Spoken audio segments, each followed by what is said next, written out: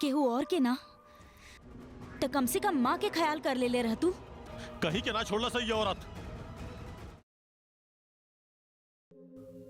संजना, हमरा माफ कर दे बहन। एकर चक्कर में हम अपन बहन पे हाथ उठा देनी। तू का बोलत रहलू तू कि देव झूठा बा? वो तोहरा साथे बदतमीजी कैलस। हमारी यकीन करियो, झूठ बोल रहल बा। तोहरा फिल्म में एक्टिंग करके चाहत रहे, इतना अच्छा झूठ बोल। चला मान लेनी कि वो झूठ बोल रहल बा, तू सच बोल। तो ओकरा हमनी के बीच के पर्सनल बात कैसे पता? तू तो हमार तोहार बात रहे ना।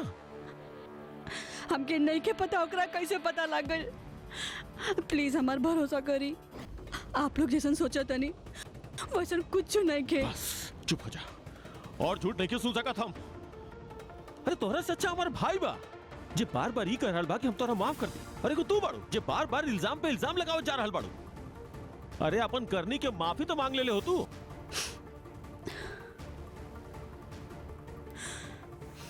हमके माफ कर दे, हमार गलती हो। जे तू कैले बाड़ू ना ओकरा माफ कैल आसान नहीं है।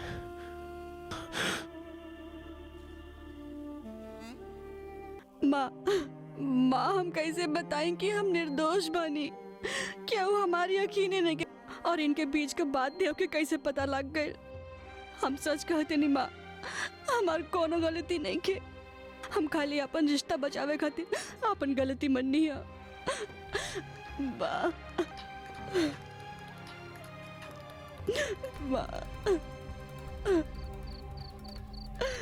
का करी?